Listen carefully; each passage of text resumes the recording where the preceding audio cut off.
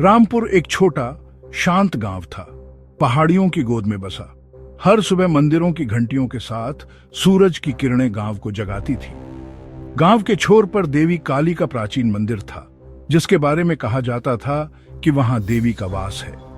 दिन में मंदिर में भीड़ रहती, लेकिन रात को वहां सन्नाटा छा जाता। इसी गांव में राघव नाम का युवक रहता था, जो देवी काली का परम भक्त था।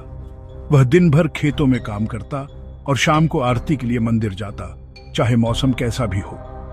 गांव वाले उसे रात में मंदिर न जाने की सलाह देते, लेकिन राघव का विश्वास था, जिसकी रक्षा महाकाली करती है, उसे डरने की जरूरत नहीं। राघव हर शाम मंदिर की सफाई करता, दिए जलाता और आरती गाता। उसकी भक्ति में एक अलग ही शक्ति थी। आज भी काम खत्म कर वह पूजा की थाली लेकर मंदिर की ओर बढ़ा, जबकि आसमान में काले बादल घिराए थे। उसकी मां ने रोका, लेकिन राघव मुस्कुराया। मां, देवी मां बुला रही हैं। राघव गांव की सीमा से बाहर निकला तो मौसम ने विकराल रूप ले लिया। काले बादल, तेज हवाएं और दिन में ही अंधेरा छा गया। अचानक बारिश शुरू हो गई, बिजली कड़कने लगी। राघव भीगता रहा, लेकिन उसके कदम नहीं रुके। उसे लग रहा था जैसे कोई अदृश्य शक्ति उसे मंदिर की ओर खींच रही है। रास्ता सुनसान और डरावना था। राघव को अपने पीछे किसी के चलने की आहट महसूस हुई, लेकिन पीछे मुड़ने पर कोई नहीं था।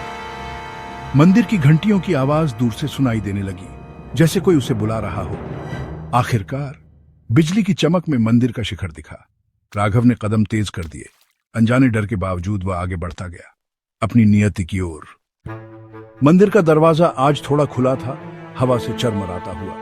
राघव ने हिम्मत कर अंदर कदम रखा। गर्भगृह में दीपक पहले से जल रहा था, उसकी लौ स्थिर थी। मंदिर के भीतर एक अजीब डरावनी शांति थी। अचानक मंदिर की घंटियां अपने आप जोर जोर से बजने लगी। राघव के कानों में गूंजती आवाजें डर पैदा कर रही थी। घंटियां अचानक थम गईं। राघव ने देवी की मूर्ति की ओर देखा। मूर्ति की आंखों से खून बह रहा था, चेहरा भयानक और क्रोधित था। तभी एक फुसफुसाहट गूंजी। तुम आ गए राघव, मैं तुम्हारा ही इंतजार कर रही थी। यह आवाज मानो मूर्ति से ही आ रही थी। राघव भागना चाहता था, लेकिन उसके पैर जड़ हो गए। उसकी आंखों के सामने अंधेरा छाने लगा। वह जानता था अब वह किसी भयानक शक्ति के चंगुल में है। राघव की नजरें गर्भगृह के अंधेरे कोने में गईं। वहां एक लंबी काली परछाई थी, जिसकी लाल आंखें अंधेरे में चमक रही थी। वह साया धीरे धीरे राघव के पास आया। उसकी ठंडी छुअन से राघव का शरीर सुन्न हो गया। साये ने हाथ बढ़ाया और राघव की चीख मंदिर की दीवारों में दबकर रह गई। अगली सुबह गांव वाले राघव को ढूंढते हुए मंदिर पहुंचे। अंदर बस उसकी चप्पलें पड़ी थीं। देवी की मूर्ति की आंखों से खून सूख चुका था, लेकिन होठों पर एक रहस्यमयी विजयी मुस्कान थी। गांव वाले समझ गए, राघव अब देवी के पास है। उस दिन के बाद किसी ने भी सूरज ढलने के बाद मंदिर की ओर जाने की हिम्मत नहीं की।